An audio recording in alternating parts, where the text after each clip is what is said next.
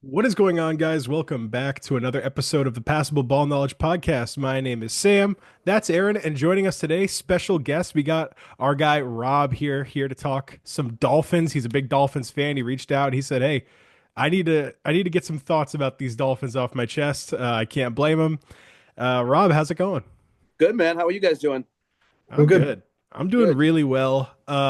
Unfortunately, we can't really say the same about your Miami Dolphins. They are currently 1-6. If you just had to sum up the season in one word from a Dolphins fan perspective, what would you say? Um, I'm going to sum it up in two words. Not surprising. Yeah. Wow. Okay, so you thought that they were going to be this bad. I didn't think they were going to be this bad per se, but I knew they weren't going to be great this year. But Hmm. um, they have just their expectations are terrible, man. I could go on and on. Like I definitely think that the upper management is a huge part of it. Stephen Yeah. Ross, basically a billionaire who bought a football team for a hobby Yeah. and um, doesn't have the balls to fire anybody. Chris Greer, the GM, he should have been fired probably 5 years ago. He's made a lot of questionable picks in the draft. Yeah. He's had a couple good ones. I will say that he's had a couple good ones, but his overall, over under is terrible. The pros, or I'm sorry, the cons definitely outweigh the pros for him. Hmm. Yeah. There's been a lot of like talk about the Dolphins where you bring up Stephen Ross. The obvious idea with him is that, okay, well, he had a very quick firing trigger on Brian Flores, He did. very quick. And then for Mike McDaniel, there seems to be this strange grace period where now, it's been 3 years of no playoffs for you guys. And, it's kind of gotten worse and worse. You made the playoffs. You had made the playoffs actually twice, I believe. You had the game against the Chiefs and then you had the game against the Bills where Tua Yes. was out. So, like there's been success with Mike McDaniel, but since then it's been, okay, we're a little bit worse and then you're a little bit worse. And then this year it seems like the wheels have come off. Uh, how much of this would you say is on Mike McDaniel versus the quarterback? Hmm. That is an excellent question. It's taken me a couple years to kind of figure that out. The first year, Mike McDaniel did really well with Miami. I think he had a really hard problem with play calling, and he could never kind of, when he was down in a game, he could really never say, okay, wow, this team's really figuring us out. This is what we need to do. We got to start calling these plays or doing that. And he never learned that. It's the same stuff. It doesn't work.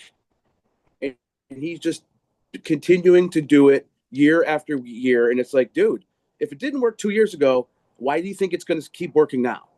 Okay. So I think at this point, it's kind of beyond Mike McDaniel. As far as Tua is concerned, I always kind of liked the kid. Um, I was a little, what's the word I'm looking for? Anyway, I wanted the kid to have a shot. Like I knew when he got drafted, there was a lot of talk, and I knew he was an injury-prone quarterback. And I said, "All right, dude, let's give this kid a shot."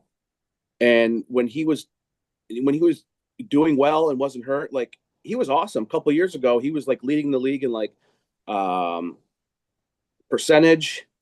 Like he was doing very well. He was number one, and people still want to talk all this smack about him. But then there's just been this steady decline I've seen, and I don't know if it's because the offensive line hasn't been repaired. I don't know if it's just getting sick of Mike McDaniel, and he's just kind of like, you know what, enough of this team. Like it's. I think it's a combination of a lot of things, guys. Yeah, I mean, I've been a Falcons fan basically my whole life, ever since I've really kind of gotten into football. And like Sure. the Falcons have, obviously been bad before. but that was for like really only a year. Like we were only like horrible for a year.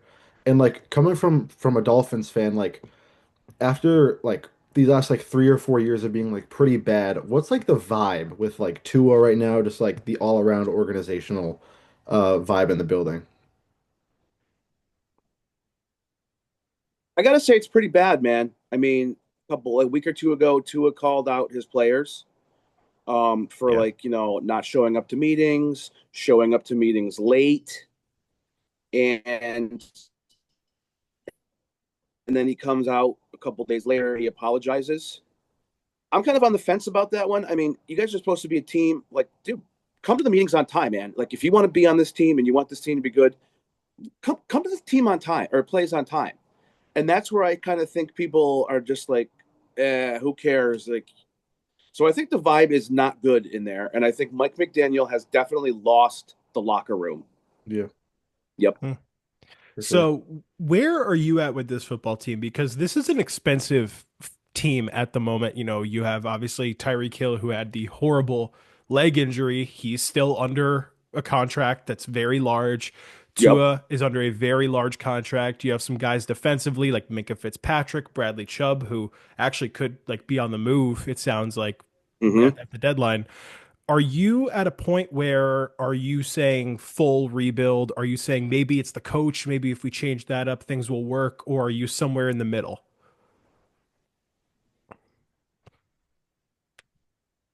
I think if it's going to be a full rebuild, it's got to be from the top down. You know, goodbye Chris Greer, goodbye Mike McDaniel, goodbye Tua, and you trade you like you said Bradley Chubb. We way overpaid for him. Like, only did we overpay, like we gave up a first round draft pick for this guy. Like, Yeah. I didn't agree with that, and he really hasn't been awesome. You know what I mean? So I think if it's going to be a full rebuild, you need to stop. You need to start at the top, work your way down. Kind of look at see, okay, is this guy going to be an asset on our team, or like we can't afford him? Let's trade him out and see what we get for draft picks, compensation, stuff like that. Hmm. Yeah. Um, yeah, it's just I mean, I don't have much to say on it because I'm not a Dolphins fan, but it's just a really rough time right now. Um, you know, to be a Dolphins fan, but like for a lot of people like looking at the Dolphins and they're seeing Tua just making these like constant mistakes. Um, like you watch the games like obviously like closer than a lot of people do. Like, are you noticing like those same mistakes like happening as often or even more often than people are making it out to seem? No, I think those mistakes are definitely happening as often. Like, I think he's got an interception in every game, if not more than one interception. I mean, he's terrible right now. He's not doing the second read. He's just throwing to whoever, and I think that's one of his big problems is he can't find the second read. Yeah. Yeah. I feel like for Tua, like the big thing has been two steps forward, three steps back. You know, like he has a great game, and then a lot of the time for him, it was these concussions where like he'd be playing great ball, and then he'd get a concussion that was so severe it would knock him out for 4+ weeks. Yeah, So, you know, like for him, it's always been injuries, but you can say, okay, when this guy's healthy, he can sling it. He can really play. he can. Um, yeah, but now it's beyond the injuries, and you're watching like against the Cleveland Browns, where like it's just an uncompetitive football game. Tua's turning the ball over, and then it's just all these things that are just constantly mounting. I feel like a lot of the criticism with the Dolphins from like a national perspective has been Mike McDaniel and his shtick almost of kind of like these like snarky and like quippy things that he says in post game press conferences and how he's kind of seen as like this like weirdo outsider coach where he's not like, yeah, you know, like he's on the sideline, he does all these little funny things, he makes these funny faces. When you're winning, all that's great. When you're winning, that's fun, it's awesome, it's cool to see. But when you're losing, it can kind of take a different tone. Now it seems pretty rock solid, at least at this point, that Mike McDaniel's gonna likely go. what traits would you Yes. like to see from the Dolphins' next head coach, presuming Mike McDaniel's fired? Well, I'm going to start with this. The Dolphins have not hired a head coach that has been a head coach since they have Dave Wannstedt back in the 90s Wow. or early 2000s. That tells you everything right there, man. You know, McDaniel was never head coach. He was under Brendan Shanahan in the Niners. Before that, Flores, defensive coordinator for the Patriots. I mean, before that, Adam Gase, he was terrible. Joe Philbin's been terrible. Cam Cameron's been terrible. Nick Yeah. Saban's been terrible. The only halfway decent way back was Tony Sperano, and he was never a head coach either. So, like I said, going all the way back to Dave Wannstedt, who was the coach of the Chicago Bears at one point, is the only head coach we have had who has been a head coach in the NFL. So you're looking for a former head coach to take the reins. Yeah, man, because it's not working with these coaches that haven't had any NFL experience. Mike McDaniel in these conferences, he sounds like a buffoon. He's like I think he says and more than he says any complete sentences that make sense, man. Yeah. Um, Going to, tomorrow's game against my Falcons, of course. Um, Looks like Kirk Cousins is going to start for the Falcons. So, you know, for a team that doesn't have like too much hope, I would say right now, like does that really like how much do you feel that changes the game for you for the Dolphins? Like as opposed to like winning tomorrow. Like how much does Kirk being in for the Falcons change it from being like Penix to the Falcons? Do you think it gives the Dolphins any kind of like advantage going into this game or like chance like higher chance of winning? No. Wow. I think you guys have a higher chance of winning with Kirk Cousins in there. You guys got a killer running back in Bijan Robinson. I think he's just going to run all over the Dolphins because the Dolphins' defensive line is terrible. Their secondary is terrible. So I mean, if he gets to the second line, he's gone. You know what I mean? Yeah. Yeah. Yeah, I mean, it's been a struggle watching the Dolphins. I think the biggest thing for me has been just how poor the defense has really felt. You invested in Kenneth Grant, who is the kind of prototypical run stuffing defensive tackle. That is the prototype kind of big nose, but he's super athletic. He just eats a ton of space. I really thought that I thought, frankly, you guys should have probably prioritized offensive line going in to the draft. But when you guys picked Grant, I also could kind of rationalize the mentality there. What would you pick in the first round? What are the three positions that are absolutely circled for you as far as we need this or else it's over? Because you guys are realistically looking to have a top three pick. Well, I mean, offensive line is never a sexy pick, but that's where it starts, man. It Yeah. starts in the trenches. So you got to have good guards and you got to have a good tackle. I think that's where you go your first pick. Um, like I said, it's not a sexy pick, but that's where you have to start. Especially if your quarterback is injury prone. Like you want to put a concrete wall in front of that dude. You know what I mean? Yeah. Which the Dolphins just have not done. Last year they traded up for Javon Savanea, Yeah. and he is ranked the worst offensive line in the NFL right now. I saw that. Yeah. So it's like, I don't know, man. Is that just Greer again, just making a terrible decision on who to pick up? Is it the scouts that aren't good? But going back to your question, yes, Sam, you have to start with offensive line. Interesting.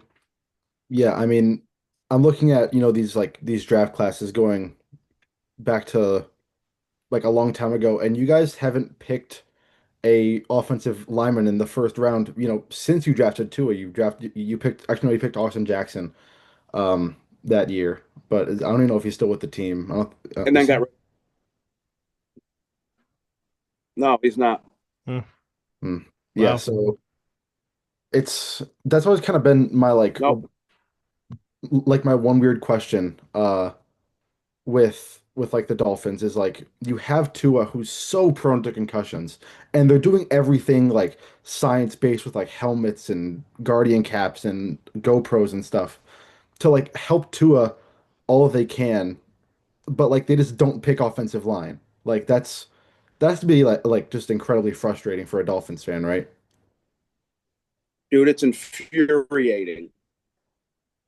Hmm. Yeah, I mean it's seriously like one of like the biggest like mistakes, I guess, like in football. And I feel like at this point, Tua is kind of becoming like a what if type guy because he played great in like what was it, like 2023 before he got like concussions and Mhm. stuff. And then since then, I don't know if it's the effects per se of the concussions, but like he has just, like you said earlier, just been on a steady decline ever since, the concussion started, that year, and you guys have really done nothing to protect them. And it's kind of the same thing for the Falcons up until like this past year where we didn't really draft any D line when that was our biggest need. We signed like Flowers and all those or Flowers. Um, but like I kind of see the frustration of you not picking O line. That's kind of similar to the Falcons not picking D line for a really long time up until this last year. Yeah. Well, I yeah. Yeah, and sorry, go ahead. Oh no, yeah. Well, I was just gonna say, I think for you guys, you were talking about how offensive line is not the sexy pick. I feel like you guys have really been like only making these like quote unquote sexy moves as of late, where, in 2021, you go get Jalen Waddle and then you get Tyreek Hill, and that's a really fun wide receiver duo. But I feel like when Hmm. they invested all of their assets, all of their draft capital, all of their money into quarterback and wide receiver, and now you're at this point where you just are weak in the trenches and you are weak up front and you can't really succeed. I mean, we've seen the cold weather struggles from the Dolphins where, they go to Kansas City or Buffalo in the playoffs and ultimately, they struggle to move the football. That's been a big narrative with Tua. So, yeah, I can really see your frustration. I wanted to ask you kind of one last question before we start talking about, the rest of the NFL and this weekend slate of games. Uh, is this the lowest you've been? I mean, how low has it gotten as a Dolphins fan, and where does this compare? Because for me, where my mind goes to is 2019 when you guys were kind of tanking and Fitzpatrick was the quarterback, but at least there was light at the end of the tunnel there, where Fitzpatrick kind of tanks the season for you guys, and then you guys get to a. Where would you say this ranks as far as lowness in your Dolphins fandom? Very low. Mm, I've been a Dolphins fan for over 35 years, and it just seems like there's been a lot more low than high um, altogether. Like 90s are awesome, and it just on a steady decline, man. It's pretty low right now, man. It's pretty tough to be a fan and to kind of stay upbeat about this team. mm. All right, so let's kind of break down a little bit of these slate of games here for the weekend. The big news that came out today was that Lamar Jackson will not play again for the Ravens. They have a matchup against the Bears. Really, the games this week, there are a lot of teams on bye. I believe this is probably the heaviest bye week we've had so far.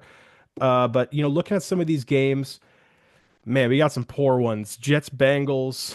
This is gonna be a rough one to watch with Joe Flacco out there. Bills, Panthers, but Dalton is starting for the Panthers. Buccaneers, Saints is gonna be a blowout. Cowboys, Broncos is probably the best game. Packers, Steelers is interesting. Why don't we talk about that one? Because this is the Aaron Rodgers. This is probably the only game Aaron Rodgers will play against the Packers. So, Hmm. that's gonna be on Sunday night tomorrow. Who do you like in that game? Pittsburgh obviously has kind of had this up and down season. Nobody knows what to think about them, and kind of same about Green Bay, where a lot of people had Green Bay as like a Super Bowl favorite after the Parsons trade, and they've kind of been sustaining, but they've Hmm. just been okay. So like, who do you got in that game?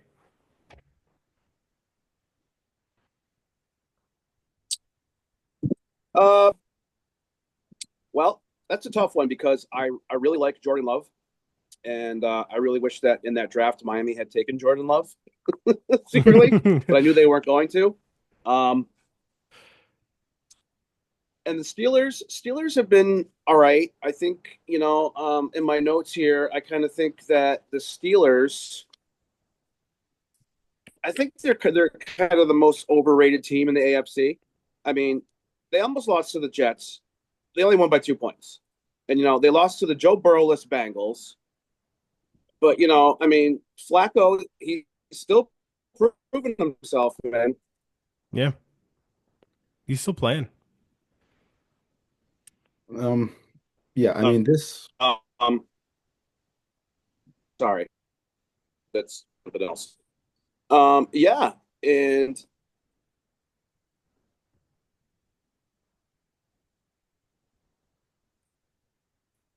Aaron. Oh, yeah. I think this game is kind of confusing. where's the game? Oh, the game. The game is in Pittsburgh. So it won't be in Lambeau, unfortunately, because Okay, that would have been a classic if probably if it's in Lambeau and Rodgers is going back. That's got like Favre playing for the Vikings, going back to Lambeau type aesthetic there. But unfortunately, it's right. in Pittsburgh. So that's a big advantage. Pittsburgh is a significantly better team at home, and Green Bay is a worse team away. So it's gonna be interesting to see how those teams balance out there. Aaron, what do you have to say? Um, yeah, I think this game is these are two very even teams. They're both very confusing. But kind of like in their own ways, like some weeks the Packers look like the best team in the league, and then, some weeks they look like very average, like nothing crazy. And then for some weeks for the Steelers, like they just look terrible, but then the next week, they come out and, play fantastic. And, their track record isn't the most impressive. They have beaten the Jets, the Vikings, and the Browns. They beat the Patriots, which is a good win. But that was kind of before the Patriots found their stride, like they have right now. Um, so I think the Packers are going to win this game. I'm much more confident in them, playing well consistently and beating a good team, than I am with the Steelers. Let's go to Cowboys Broncos. This is another good game. This is probably the second best game of the week outside of Packers Steelers. Denver 3.5 point favorites at home. Dallas is riding this roller coaster of a season where they are having these super efficient offensive dominant performances immediately followed by like, okay, they just lost to the Panthers, or and then they blow out the Jets, and then they lose to another team that's kind of decent, and their defense has been horrid. Their offense has been electric. Kind of the exact opposite for Denver, where Denver is this dominant defensive front. They had that ridiculous comeback last week. This is a defensive front that is one of the best in football, and their offense really struggles. So, what do you guys like about this Cowboys Broncos game, and who do you got winning? I mean, yeah, looking at it, two, like I said, two kind of polar opposite teams. Cowboys, just a fiery offense, nonstop. Dak Prescott is looking honestly like an MVP contender, so far this season. And you have the Broncos, who might have the best defense of the last like 20 years, um, just a lockdown defense. You have Pat Surtain, Nick Bonito, who's just going absolutely nuts this season. Already has 8 sacks on the year. So, but I think, I know this is kind of the old way of thinking about it, but I think especially for this game, defense wins championships, for the Broncos, and I'm gonna take the Broncos in this game. How are you feeling, Rob? I am going to also take the Broncos in this game. I'm also going to take the Broncos in this game. I think the Broncos are doing really well this year. I mean, they had a good, impressive win against the Eagles. And the Cowboys. You never know which team's going to show up. And I was really surprised when they beat Washington by 20 points Yeah. because I thought Washington is a good team. I know Jaden Daniels has been out, but that was an impressive win. But I think I'm going to have to stick with the Broncos. I mean, they're a very young, up and coming team, and I'm going to take them. I'm going to take the Broncos as well. Playing in Denver is such a different environment, and I feel like teams really feel it in different ways. I feel like a team like Dallas that is really reliant on like stretching the field and really just like slinging the football all over the place. This is probably a game that's not going to favor them. With their offensive linemen are going to be gassed having to cover that, and their receivers are going to be running a lot, and that's just it. It really matters at the end of the day when Denver is so used to this and they're better on defense. It's really going to be difficult for Dallas to come through. The Dallas offensive line, I think, is a strength. I think that Mm-hmm. it's always been a strength for them. They always like to build through the trenches, but I'm at the point with this Denver defense where I don't think it matters what offensive line they play. I think that they are going to get to the quarterback no matter what. So I like the Broncos in this game. So that's a clean sweep. We'll go through a couple more games, couple more interesting games. Let's talk about the second closest spread of the week, the 49ers versus the Texans. So this is a 49ers team. Both these teams have really weird stories where the 49ers are so injured, but they're still good. And then the Texans are not injured, but they're so disappointing. But every game it feels like they're like right there. You just want to see them break through, and they can't. Rob, 49ers Texans, what are you looking at in this game and who do you like? Um, I actually like the Texans in this one. Hmm? I think it's about time they took that step. I think they're hungry for that win. I've always liked CJ Stroud. Yeah. And I think, like you said, the 49ers are still playing good despite the injuries. But I think the Texans find a way to get it done. Aaron? Um, yeah, this game is honestly tough. I mean, two different teams obviously had more. One team has had a much more disappointing season than the other. But at the end of the day, though, I think this game is going to be like 14-10 or like 10-7. Whoever wins this game. And I think at the end of the day, I am going to go for the 49ers. I just think the Niners are just going to be able to stop them like way easier than the Texans are going to be able to stop the Niners. I mean, if you don't like if I'm honest, I think the Niners look better with Mac Jones than they have with Brock Purdy. At least this season so far, like the limited time we've seen Brock Purdy. Um, but that 49ers defense is going to stop, I think, is going to stop that Texans offense so easily that they'll win this game. I like the Texans. I'm with Rob on this one. I watched the Texans play the Seahawks, my Seahawks, um, last week on Monday Night Football. This is an offense that isn't great. I'm gonna be flat out honest. Their offensive line is very weak. CJ Stroud, it seems like is running for his life over and over again every week, and he's just getting battered and beaten. But this Texans defense is for real. And this is a 49ers offense that is missing their center, has a backup quarterback in.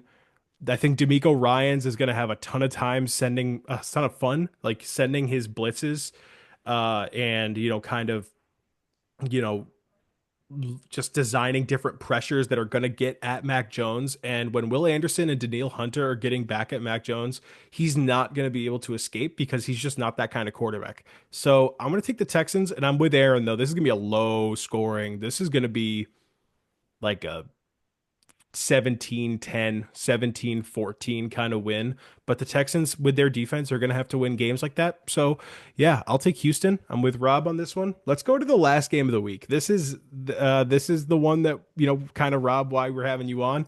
Dolphins Falcons, the 1-6 Dolphins heading to Atlanta. We'll get official picks for this one. We obviously kind of talked about whether we think the Dolphins have a better chance, but obviously Kirk Cousins is starting for the Falcons. And that's a huge factor in this. Rob, who do you have winning and why? Um, I'm gonna go with the Falcons. I think you guys just have an overall better team than we do. Um, there's definitely Achan on Miami is definitely like their only bright spot right now. Jalen Waddle's been quiet, but overall, I think you guys have a better defense, and I think overall you guys have a more experienced quarterback who knows how to win. Yeah. This game for me at least is, changed a lot now with Kirk Cousins starting. It's different from the start of the week where everyone was pretty confident that Penix was going to play. Um, I'm not trying to, jinx my own team, but I think this Falcons defense is, so good so far this season. Um, and I think that, they're going to stop Miami enough to, get another kind of scrappy win, kind of like the 49ers Texans game.